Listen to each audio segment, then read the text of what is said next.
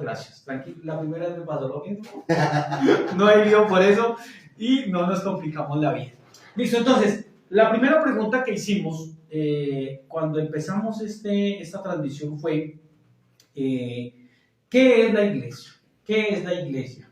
¿Qué es la cosa que llaman iglesia? Yo tomo las palabras del doctor Arcis Sproul, que usa este tipo de lenguaje y me gusta mucho porque la palabra cosa significa algo que existe, algo que está, algo que debemos darle un sentido, debemos darle un significado. Entonces, ¿qué es la iglesia? ¿Qué es la iglesia como tal? Retomemos nuevamente.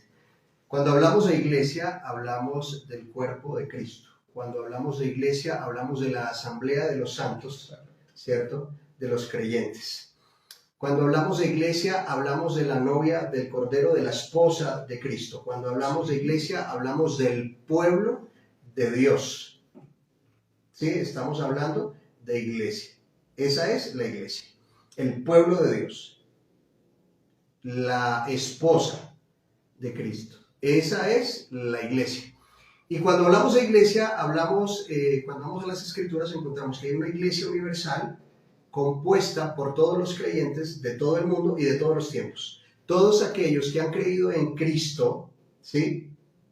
En Cristo, tanto antes de que viniese, como luego nosotros, Abraham, Moisés, Jacob, Isaac, David, hablamos de los creyentes de todos los tiempos y en todo lugar del mundo. Esa es la iglesia universal, pero también hay una iglesia local. Así como hay una iglesia universal compuesta por todos los santos de todos los tiempos, de todo el mundo, también hay una iglesia local. Y es estos grupos donde nosotros nos reunimos dominicalmente, ¿cierto que sí? Es esta familia con la que nos reunimos en semana o dominicalmente para adorar al Señor en unos locales de reunión. Esa es la iglesia local. Hay una iglesia universal, hay una iglesia local y obviamente la iglesia local, los salvos de esa iglesia local hacen parte de la iglesia universal. Listo.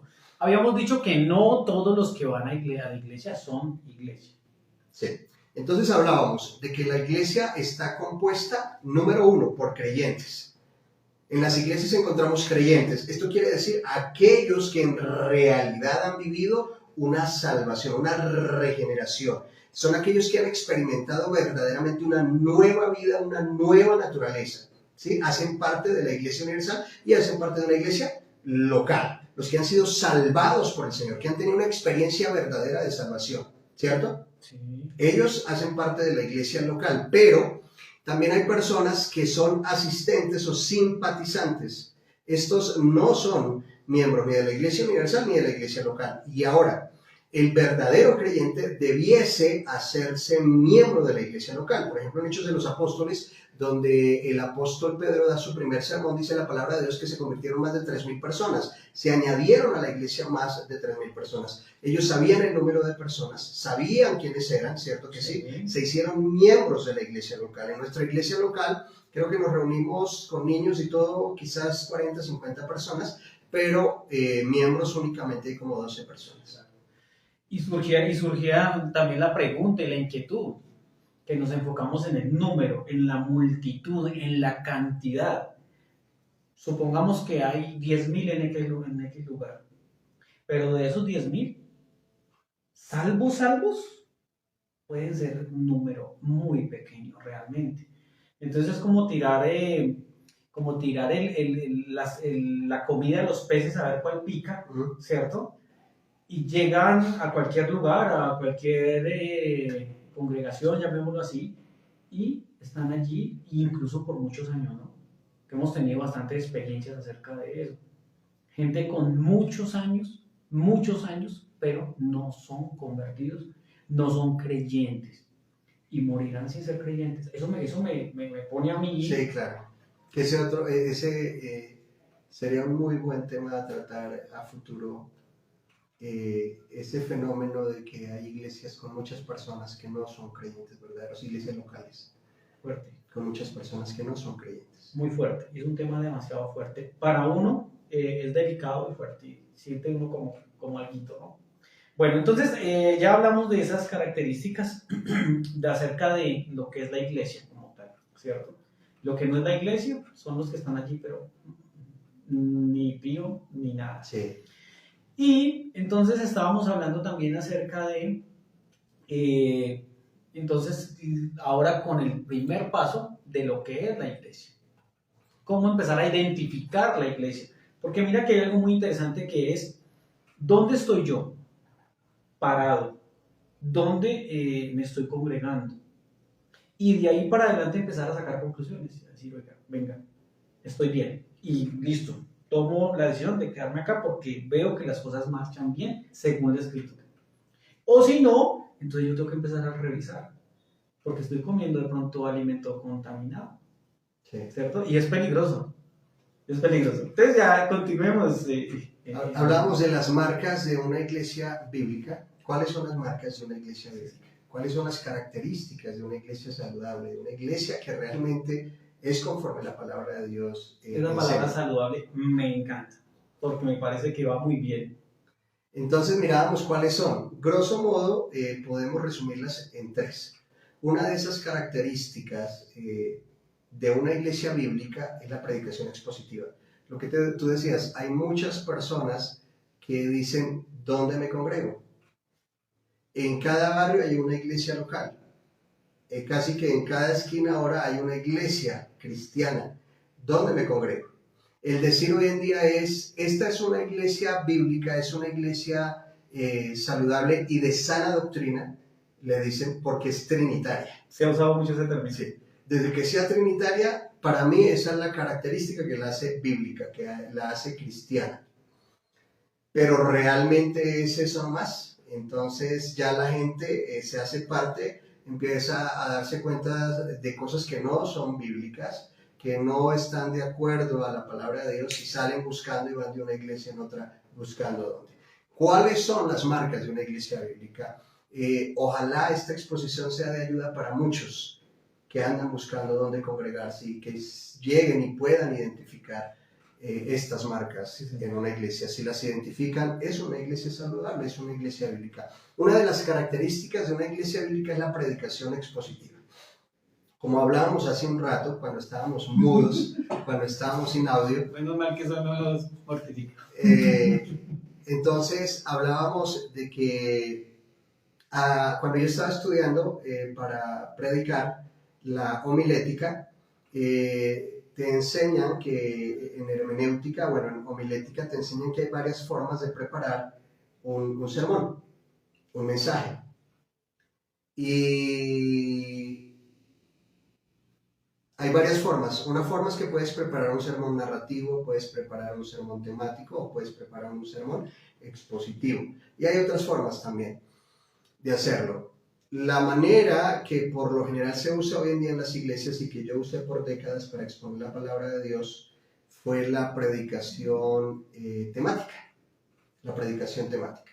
Esto quiere decir que domingo a domingo yo busco un tema para exponer a la iglesia y busco muchas formas, porque es un desgaste. Preparar un sermón es un desgaste y domingo a domingo a ver de qué voy a predicar resulta agotador.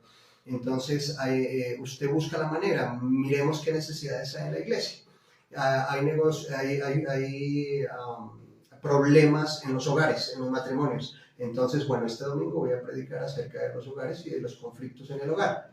Y al otro domingo, bueno, el otro domingo de qué voy a predicar. Entonces resulta que vi una hormiguita pasar con una hoja encima muy pesada y digo, ya sé de qué voy a predicar, de la fortaleza que Dios nos da como la hormiga, y voy a ir a Proverbios y por ahí voy a empezar, de esa capacidad, de ese ánimo, de lo proactiva que es la hormiguita, voy a predicar de eso. Y así domingo, pero ese tema sale de acá y sale de acá, de mí. Y luego voy a las escrituras a buscarle el andamiaje. Sí. Voy a buscar los textos para poder formar mi sermón y exponerlo a la iglesia. Esa es la manera temática. La manera expositiva es diferente. Y esta debería ser la predicación, la manera en que se predica en las iglesias locales, de manera expositiva.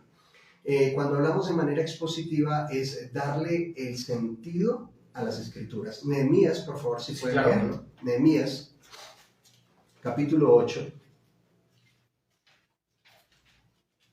versículo 8. Nehemías 8:8. Claro que sí. Entonces, dice de la siguiente manera. 8:8. Nehemías capítulo 8, verso 8. Y leían en el libro de la ley de Dios claramente y ponían el sentido de modo que entendiesen la lectura. Entonces el pueblo está regresando de la diáspora, está regresando más que de la diáspora de haber estado, dispersos en aquel entonces, luego de la caída del reino del norte y del reino del sur. El pueblo del Señor fue sacado de su tierra y ellos estaban regresando, ¿no? Y al regresar, los líderes que regresaban con el pueblo, uno de ellos, Esdras, toma el libro de la ley y empieza a leerlo. ¿Y cómo dice? Sí, dice, y leían en el libro de la ley de Dios claramente y ponían el sentido de modo que entendiesen la lectura. Esta es la manera en que nosotros debemos predicar. Como líderes, como predicadores, pastores, maestros, esta es la manera en que se debe predicar. Exponiendo las escrituras, centrándonos en la Biblia, explicando el significado de las escrituras dentro de su contexto histórico-gramatical. Histórico y gramatical. No es qué voy a predicar, qué se me viene a la cabeza y busco los textos para armar mi predicación. No. Voy a la escritura. Por ejemplo, en nuestra iglesia estamos estudiando el Evangelio de Mateo. Ya terminamos de estudiar el libro de Romanos. Todos los domingos estudiábamos Romanos. Empezamos por Romanos capítulo 1 hasta terminarlo. Duramos varios años exponiendo Mateo. De ahí salían los sermones, de la misma Biblia, no de mí, de la misma palabra. Ahora estamos en Mateo, entonces vamos al texto. Y quizás la unidad temática esté en 3 versículos o en 6 versículos. ¿Sí? Como predicador, entonces yo empiezo a estudiar y digo, aquí hay una unidad temática en estos 5 textos. Y tomo esos 5 textos y ¿cuál es el tema que esos 5 textos me dan? ¿Cuál es la interpretación correcta de ese texto? El tema es este. Ahora miremos las divisiones, subdivisiones del texto. Y es la misma palabra la que me da el sermón. Sí. O sea, mi deber es buscar el significado de las escrituras dentro de ese contexto histórico-gramatical y llevarlo al pueblo. Y ojo, porque en mi predicación, la que el Señor me permite llevar al pueblo, siempre yo como predicador debo mostrar a Cristo. La iglesia debe reclamarle al predicador, muéstranos a Cristo en la predicación. Muéstranos a Cristo. El objetivo de la predicación es Cristo. El núcleo de la predicación es Cristo. El meollo de la predicación es Cristo. Si yo como predicador me paro en el púlpito y no mostré a Cristo por ningún lado, eso fue contrario para la iglesia. Eso fue nocivo para la iglesia. Claro. Y no hubo mensaje de salvación. No hubo mensaje. No hubo mensaje de salvación. O sea, es que esto es tan delicado y por eso lo abordamos. Porque sé que muchos amigos se congregan en algún lugar y lo que les estamos diciendo es, vaya a la escritura, vaya a la escritura. Y estábamos hablando antes, que no teníamos audio, entonces estábamos hablando que muchas veces se rodea mucho el tema, se rodea mucho el asunto con una cantidad de anécdotas, experiencias, que obvio son inherentes al ser humano y pueden llegar a suceder, pero cuando yo estoy contando historias mías, personales, estoy engañando a la gente, o sea, le estoy dando comida contaminada, envenenada, porque ellos fueron a escuchar fue a Cristo. ¿Sí es eso? ¿Qué dice la palabra? Lo que tú estás diciendo lo dice la palabra. Sí, señor. Pablo le escribió en la segunda epístola a Timoteo 4:2. Segunda epístola a Timoteo 4:2. ¿Qué nos ordena el Señor? ¿Qué es lo que debemos predicar? ¿Qué es lo que debemos enseñar? Nuestras experiencias personales, nuestras experiencias extrasensoriales y metafísicas, no, nada de eso. ¿Qué dice la palabra?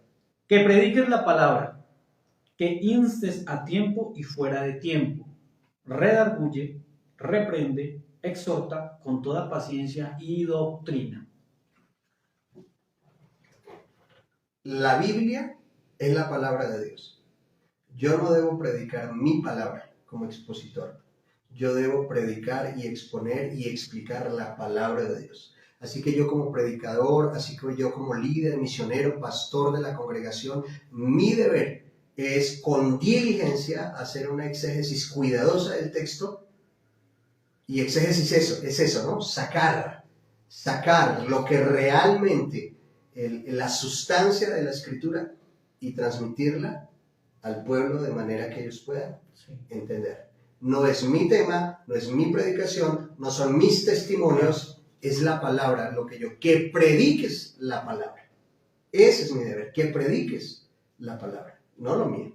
Me surgía ahí un asunto, y es que cuando hablamos de lo negativo de la exposición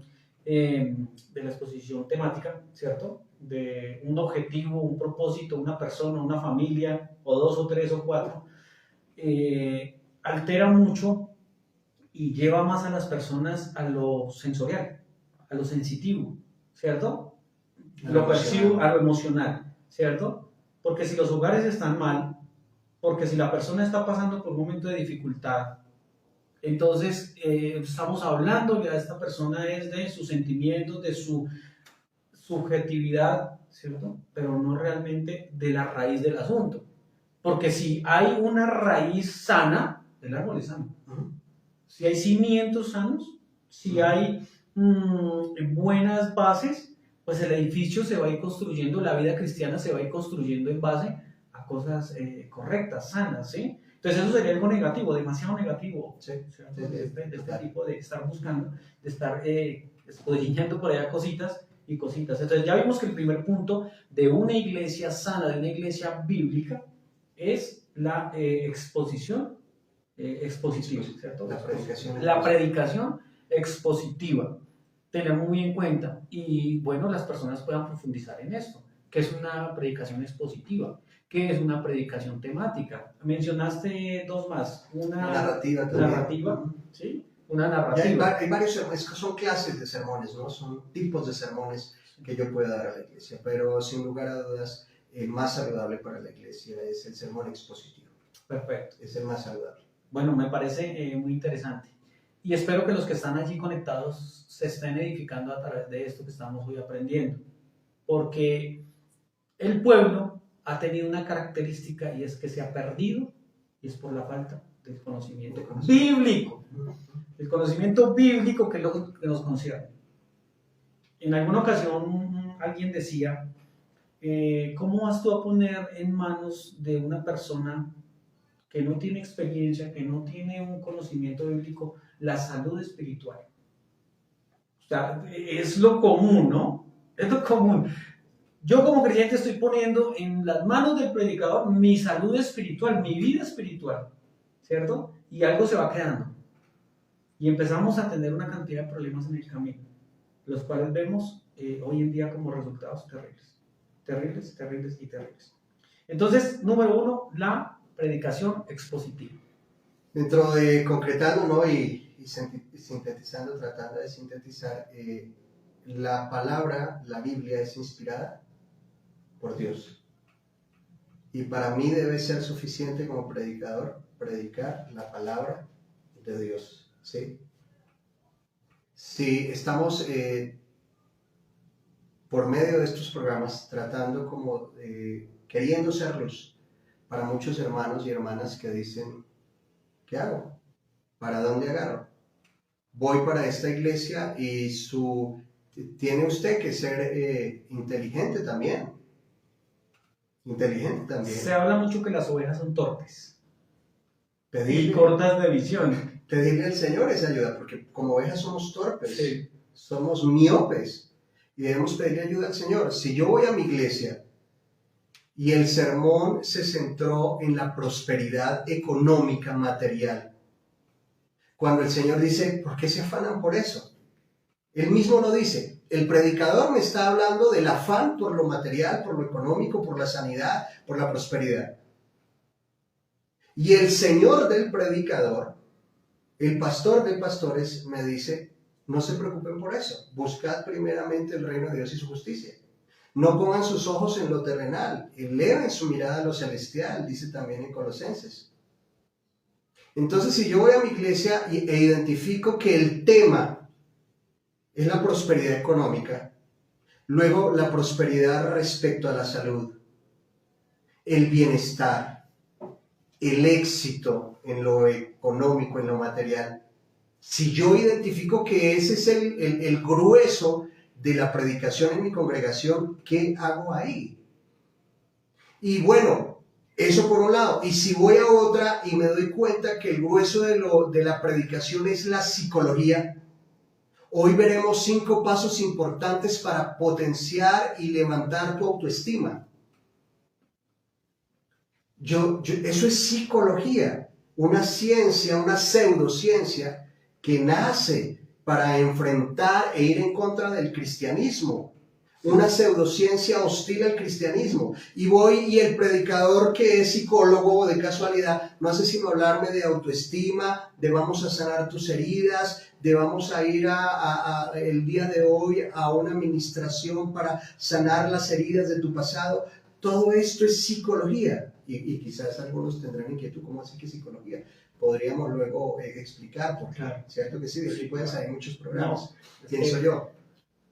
Entonces, si yo voy el grueso de la predicación en mi congregación es psicología, no es la palabra de Dios, no es un mensaje donde me mueva al arrepentimiento, no es un mensaje que me mueva a estar en amistad con Dios, no es un mensaje que me llene de hambre y sed por Cristo. ¿Qué hago ahí? Entonces la idea con estos programas es tratar de ayudar a algunos hermanos que están buscando una iglesia bíblica. En tu iglesia debes encontrar esa característica. En el púlpito de tu iglesia debe haber una predicación expositiva. Esto quiere decir una predicación donde se interprete la Biblia, no el tema del predicador, sino la palabra del Señor, donde se dé el sentido, como dice el predicador. Él leía y le daba el sentido a las palabras, hacía un exégesis era del texto, más no de lo que a él le parecía. Entonces necesitas una iglesia donde te expongan la palabra de Dios y en cada predicación te muestren a Cristo y te lleven al arrepentimiento. Excelente, excelente. Amigos, espero que esto les ayude a ustedes en su vida, en su caminar. Mucha escritura, mucha escritura. Vemos con preocupación que muchas personas hablan de la palabra sin conocerla. Hablan de la Biblia, pero nunca la han leído. Hablan de temas de la Biblia que ni siquiera están en la Biblia, ¿cierto? Tenemos predicadores, desafortunadamente, no preparados, no capacitados, neófitos en las escrituras. Sí. Y esto hace un daño terrible a la iglesia, terrible. Muchos hombres tuvieron una revelación de Dios, supuestamente, que los llamó a ser pastores. Por lo general son hombres que no les gusta trabajar. Lo he visto. Hay casos. Lo he visto mucho. Casos. Han habido casos. Y hay otros que quieren descansar. Sí. Y entonces ven esa oportunidad. Y no, el Señor me llamó al pastorado, yo soy pastor, yo soy ministro, el Señor me llamó, arriendan un local y compran unas sillas y empiezan a buscar gente y a enseñar lo que a ellos les parece sin ningún tipo de capacitación previa, ¿no? Y la persona que expone las escrituras debe ser una persona conocedora de las escrituras. Y lo que tú decías, hay pastores que llevan 10, 20 años en el púlpito y nunca han leído la Biblia una sola vez, completa. Y dicen, sí, yo leo allí, yo leo acá. ¿Y la has leído alguna vez sistemáticamente de Génesis, Apocalipsis? Y van a decir, no, yo no, nunca, y no tengo necesidad de eso, dicen algunos. Sí. No tengo necesidad de eso. Imagínate ir a un médico y diga, no, yo no terminé la carrera y no tengo necesidad de eso, yo puedo. O un abogado, ven, represéntame. Pues la verdad no terminé la carrera, pero hágale que yo soy capaz. No, yo no voy a confiar en una persona así, que no sea capacitada. Perfecto. Bueno, estos son temas muy, muy interesantes. Espero de verdad con todo el anhelo, y es que podamos salir de la ignorancia, porque es que está en nuestras manos, está en nosotros, porque cada persona tiene una Biblia, la mayoría en su casa, la mayoría tiene una Biblia, y si no me la leen, pues yo tengo que leerla, yo tengo que estudiar la escritura, porque eso es lo que las instrucciones que le da el apóstol Pablo en la mayoría a Timoteo es: métase allá, estudie la escritura, cuídese de la doctrina y de usted mismo. Entonces no sé si tenemos algo más para este punto específico de la predicación expositiva, que sería una marca de una iglesia bíblica, de una iglesia que se centra en la palabra. Sí. Repito, es la forma más saludable para predicar a la iglesia. Es la forma más saludable por muchas razones. Se predica todo el consejo de Dios. Se predica todo el consejo de Dios. Repito, nosotros en los años que llevamos aquí en Zipaquirá ya estudiamos Marcos, ya estudiamos Romanos, estamos estudiando Mateo y pues son estudios que se demoran. Sí, claro. Años en un solo libro. En Romanos duramos varios años. Y asimismo, a medida que yo voy exponiendo mi tema, pues la Biblia, todo el consejo de Dios, habla de ese tema que me dio el texto. Me habla, puede ser en Deuteronomio, puede ser en Primera de Pedro, ¿cierto? Y yo traigo a colación esos textos, pero no para mi tema, sino para el que estoy exponiendo. Y se tiene en cuenta todo el consejo de Dios, se predica libro por libro, versículo por capítulo por capítulo, versículo por versículo, y también se libra a la iglesia de dejar a un lado lo que no nos gusta, de dejar a un lado de pronto lo que no me conviene, lo que se me hace difícil. No, si yo tomo un libro tengo que predicarlo todo. Y si el próximo texto que viene para mí es difícil o para la iglesia es muy fuerte, no importa, lo vamos a exponer. Entonces es muy saludable, es la manera más saludable de exponer la palabra. Me fascina este tiempito. Y alcanzamos a pasar al punto número 2. Miremos el punto número 2, tenemos amigos allí. Igual esto es para edificación y yo creo que nos sirve a todos, Esto es un aprendizaje. Otra marca distintiva de una iglesia bíblica, de una iglesia saludable, es la disciplina eclesiástica. La disciplina eclesiástica es otra marca, es otro distintivo de una iglesia bíblica.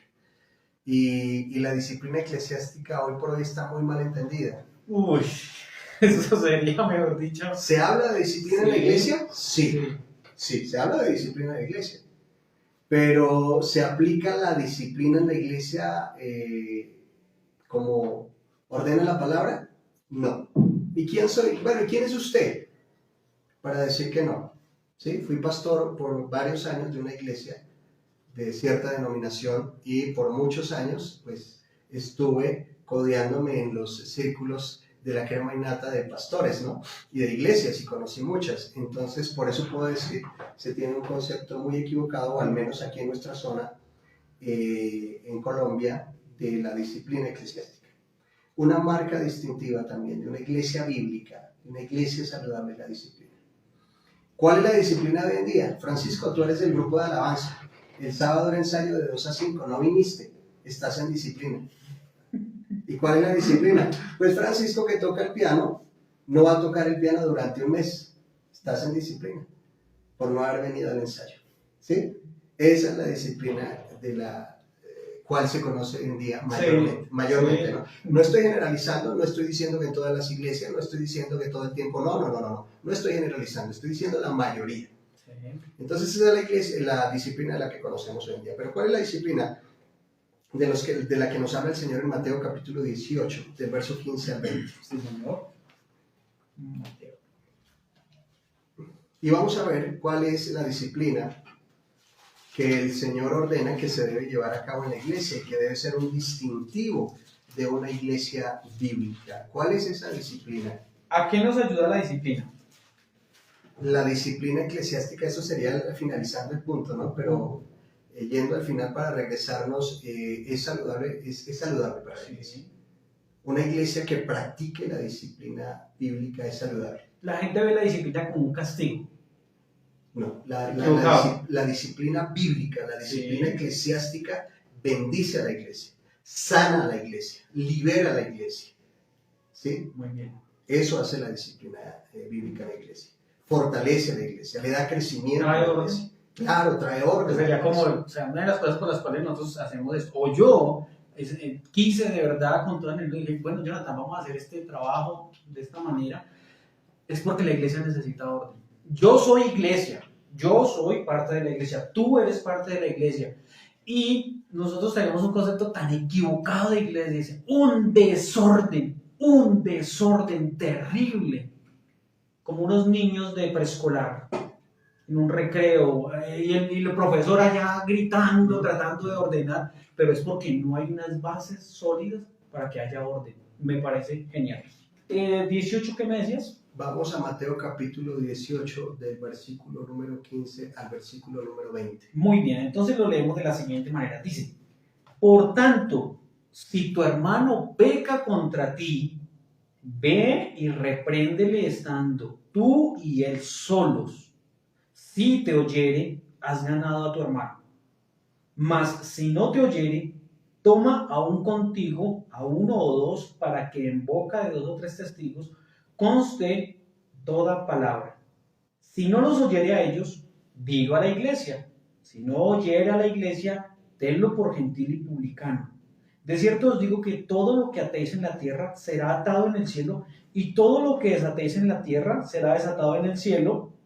Otra vez os digo que si 2 de vosotros se pusieren de acuerdo en la tierra acerca de cualquier cosa que pidieren, les será hecho por mi Padre que está en los cielos.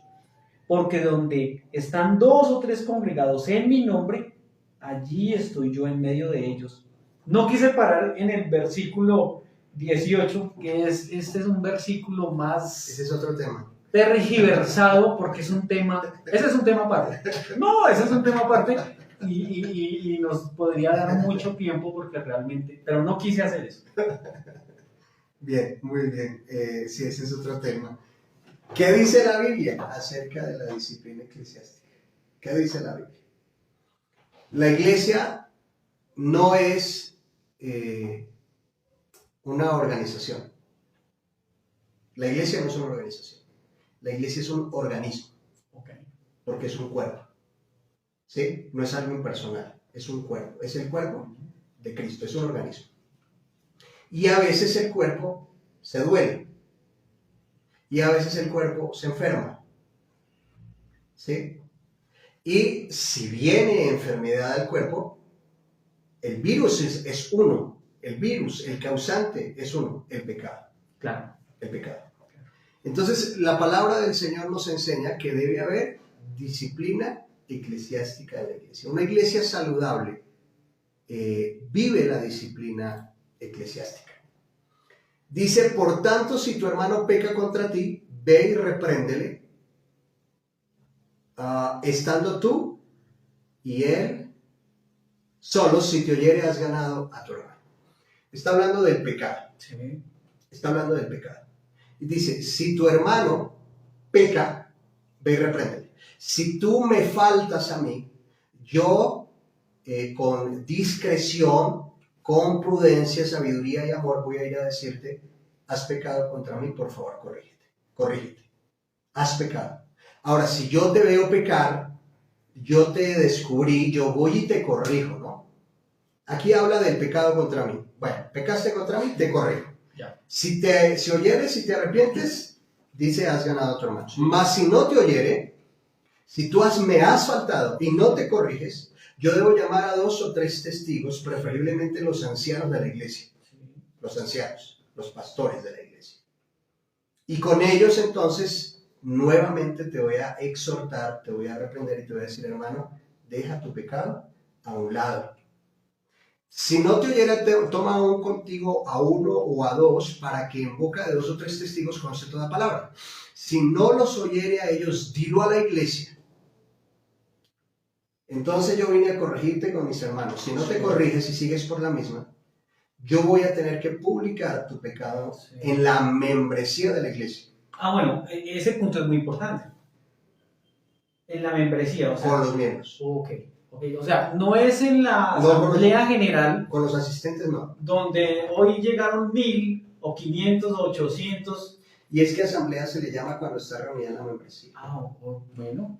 O sea, el culto general donde va todo el mundo. No. Ahí no se aplica la disciplina eclesiástica. No es en el culto general donde está el hermano que llegó por primera, la persona que llegó por primera vez, o los hermanos que nos están visitando de allá de Duitama, de Sogamoso, no. ¿Hay alguien de Duitama? ¿Sí? No. Se hace con los miembros que ya se han comprometido con la iglesia, que han firmado un pacto de membresía con ellos. se hace esa Y asamblea. tienen un grado de madurez, tienen Correcto. y tienen una autoridad, Un testimonio en la iglesia. un testimonio. Entonces se reúne toda la membresía, la iglesia, Sí. y se le llama la atención al hermano, se le corrige, se le exhorta al hermano, se le hace ver su pecado y se le hace ver la necesidad que tiene de arrepentirse. Cada paso de estos, el anhelo es que el hermano se arrepienta. Por eso en la primera parte dice, si te oyere has ganado a tu hermano. Okay. Siempre el propósito de la disciplina eclesiástica es el arrepentimiento del hermano. Siempre el propósito de la disciplina eclesiástica es que el hermano sea restaurado, que sea sanado de su enfermedad, de ese pecado que está padeciendo. Siempre es el propósito. Entonces, si no me oyes, si no oyes con los testigos, tienes que oír a la iglesia. Y se reúne toda la iglesia a exhortarte y a reconvenirte para que te arrepientas. Bueno, me parece muy interesante y aquí hay que diferenciar entonces el miembro de la iglesia, la persona que hace parte, que ha deslizado por algún motivo, alguna circunstancia, ¿cierto? Y el particular. A esa persona, si la palabra no hace efecto en ella para arrepentimiento, o sea, es difícil, porque si en la predicación se habla de arrepentimiento, se habla de contrición de pecado, de dolor, porque yo no estoy en Cristo, esa persona no le puedo exigir, no es miembro de la iglesia, no hace parte del cuerpo, ni siquiera. Correcto. Él está en su mundo y en su salsa, digámoslo así. Sí. Bueno, muy bien, entonces, segundo punto, la disciplina eclesiástica. Disciplina O eclesiástica. Que es muy importante que esto se ha dejado de lado. ¿Sí? Se ha dejado de lado, esto no se le da el valor que es y por eso seguimos en desorden. Se sigue fomentando y la iglesia cada día, durante mucho tiempo, y la idea es esto, corregir lo deficiente, como lo dijimos en alguna ocasión, la iglesia ha perdido ese respeto, ¿cierto? Y mucha gente dice, no, es que a la iglesia no la quieren porque es que el diablo la ataca, el diablo la quiere destruir y el diablo, y realmente no, es que la iglesia no demuestra, no está mostrando a Cristo, no está mostrando integridad, está mostrando esos principios tan importantes. Sí. La situación de la iglesia es una situación de crisis actual, la iglesia actual. Desafortunadamente, o la que se dice ser iglesia de Cristo vive una crisis terrible. Por eso, gracias a Dios por tu vida, gracias a Dios por este programa. Si llega a 5, a 10 no interesa, si llega a 1000, gloria a Dios. Pero esos pocos que reciban la enseñanza, que uno pueda ser bendecido, pues es un gran logro, ¿no? En medio de este tiempo tan difícil, la crisis que vive la iglesia, la falta de identidad que tiene la iglesia, aquí estamos hablando de identidad. Entonces, otra marca es la disciplina eclesiástica. En tu iglesia practica la iglesia eclesiástica y luego dice que si el hermano no oye a la iglesia, es el paso final. Dice, y si no los oyere a ellos, dile a la iglesia, y si no oyere a la iglesia, tenle por gentil y publicano. De ahí viene la palabra excomulgar, excomunión, borrar de la membresía de la iglesia local al hermano. ¿Quiere decir que le vamos a cerrar la puerta del lugar de reunión? No, él puede ir, pero lo terrible es que ya no se le va a considerar hermano. Claro. Si él no se arrepiente oyendo a la iglesia, ya no se le considera hermano. Yo hacía énfasis en el tema de la disciplina con la persona que no es miembro de la iglesia, porque desafortunadamente en lugares tan grandes, no, ¿cómo se va a ejercer esta disciplina? En lugares donde llegan 5.000 y 10.000 personas, todo el mundo hace, entre comillas, lo que quiere. Y se disciplina al que no es hermano. Y lo más terrible es que donde se reúnen, di tú nomás 500 personas, hay un solo pastor. Que esa es otra marca de una iglesia bíblica, que no es liderada en su gobierno eclesiástico, no hay un solo pastor, sino que en una iglesia ya establecida y grande hay 2, 3, 4, 7, 12 pastores. Pastores todos con la misma autoridad. Esa es marca de una iglesia bíblica, esa es marca de una iglesia saludable, que no está gobernada por un solo obispo o pastor, sino por varios pastores, todos con la misma autoridad. No es un pastor y otros copastores, no, eso no existe.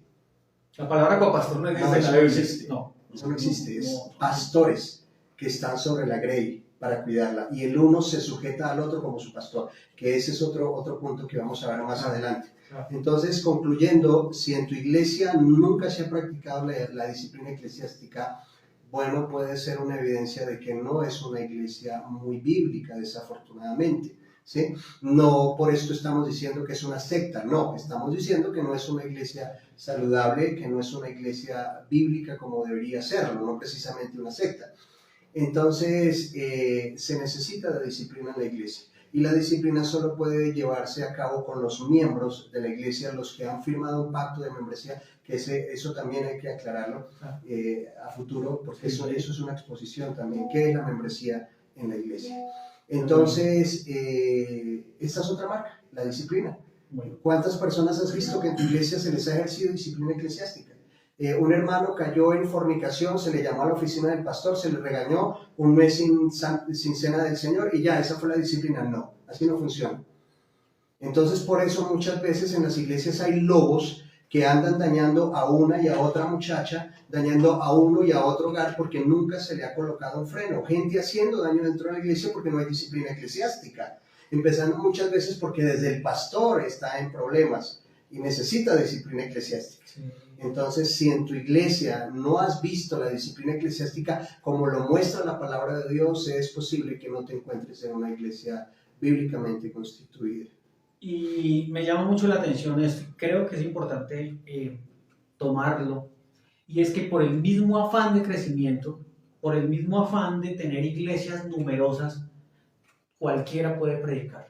Y lo que tú decías, te interrumpo, es que eso es falta de una muestra de amor. No, cuando se ejerce la disciplina eclesiástica con un miembro, repito, el objetivo siempre es que el hermano sea restaurado, el objetivo siempre es que el hermano proceda a un verdadero arrepentimiento. Entonces no es falta de amor. Todo lo contrario, la disciplina eclesiástica se da por amor a esa oveja, para que el Señor la restaure, para que el Señor la sane, para que el Señor la levante. Siempre ese es el propósito.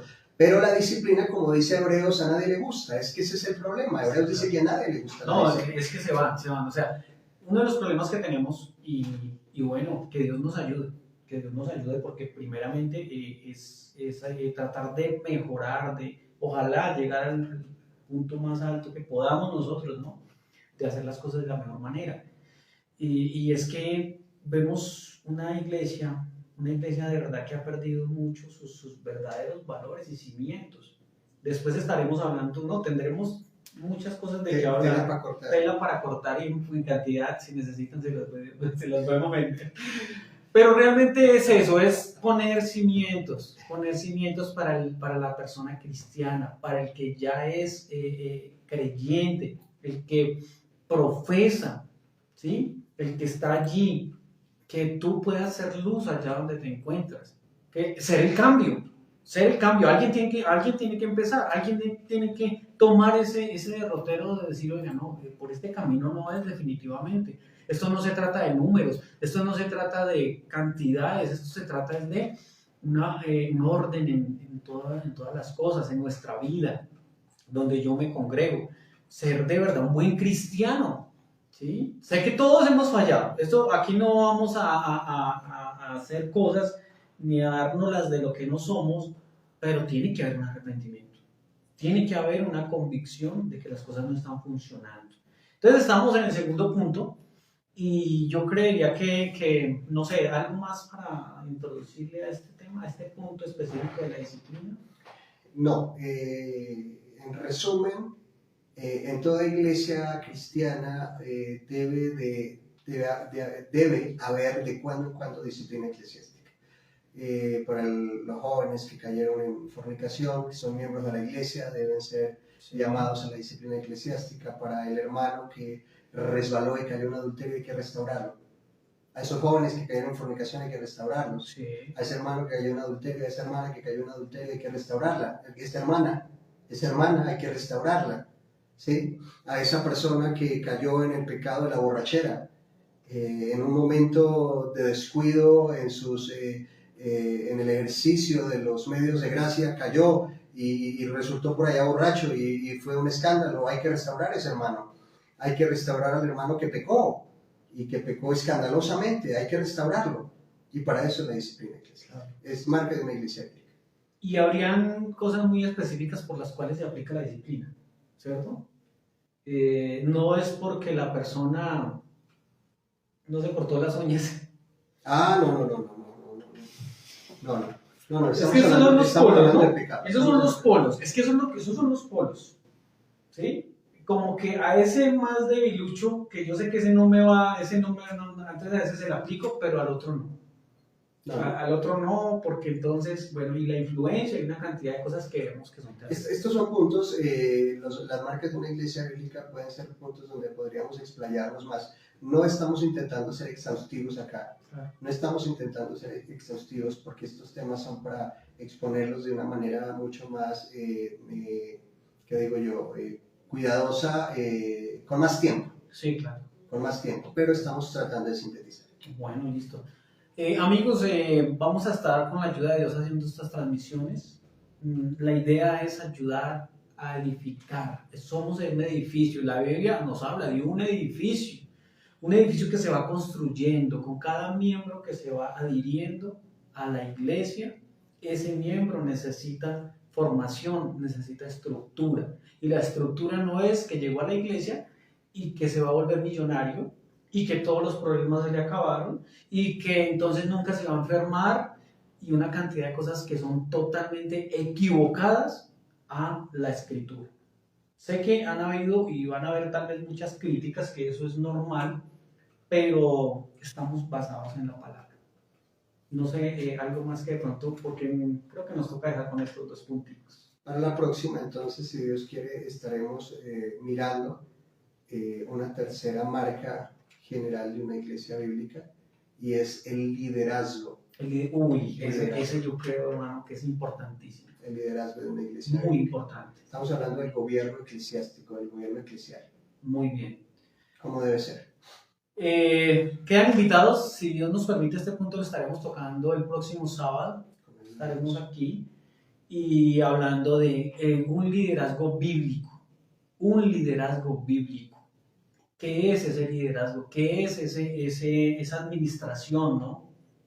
¿Cómo muestra la palabra? ¿Cómo nos muestra la palabra de Dios que se debe administrar? La iglesia, que es el cuerpo de Cristo, y es la desposada con la cual Él vamos a estar en las bodas, ¿no? Entonces no es cualquier cosa, no estamos hablando de cualquier bobada por ahí, ¿cierto? De cualquier error que surgió, no, esto es algo muy delicado. Bueno, pues entonces mis amigos, vamos a orar y terminamos esto. No es un culto, aquí lo que hacemos es un compartir de algunos puntos específicos, ¿sí? Entonces no es un culto, por lo tanto no hay una liturgia como tal, ¿sí? Porque es que pues, bueno, uno ve tantas cosas, ¿no? Esto es algo que surge en una conversación, ¿cierto? Donde surgen preguntas, donde vamos a la escritura, donde tomamos información que muchas personas ya han trabajado en ello, ¿no? Sí, es lo que a muchas personas no les gusta, tomar lo que otros han sembrado y mirar que, oiga, esto está bien. Este hermano hizo esto y dejó este aporte y es bibliocéntrico, nos enseña, nos ayuda a crecer. Oramos entonces, hermano Jonathan. Claro que sí. Bueno, oremos. ¿Por Sí, gracias. Buen Dios y Padre Celestial, maravilloso y eterno Dios. Te damos gracias por este tiempo especial que nos has permitido compartir con Francisco y las personas que han estado conectadas a esta transmisión. Damos gracias también por las personas que luego van a ver el video y van también a ser edificadas. Damos gracias, Dios eterno. Damos gracias por tu amor, tu misericordia, por tu gracia al permitirnos entender estas cosas. No entendemos estas cosas porque somos más inteligentes que otros, no entendemos estas cosas porque de pronto somos superdotados sobre otros, no. Entendemos estas cosas por tu gracia, por tu misericordia, entendemos tu palabra, podemos verla y entenderla por tu gracia y estamos supremamente agradecidos por ello, Padre amado. Rogamos por las personas que han visto esta exposición, esta charla, y oramos por los que luego van a ver el video. Rogamos por ellos para que esto que hemos compartido aquí sea de bendición para sus vidas y que tu palabra convenza, que tu palabra transforme, que tu palabra renueve, que tu palabra regenere, que tu palabra salve por amor de tu nombre. Damos gracias por este tiempo y suplicamos tu bendición para podernos seguir reuniendo con nuestro hermano y llevar a cabo estos programas con los cuales queremos que muchos sean bendecidos, y en esta ocasión especialmente aquellos que anhelan una iglesia bíblica, que buscan una iglesia donde puedan adorarte y alabarte con libertad, enfocados en Cristo, centrados en Cristo. Ruego por aquellos que andan buscando una congregación para reunirse, guíales, dirígeles, y que esta exposición pueda ser de bendición para ellos, que puedan tener herramientas para identificar una iglesia bíblica donde puedan reunirse. En el nombre de Jesús, gracias a Dios. Amén. Bueno, amigos, bendiciones para todos y nos vemos en una próxima oportunidad.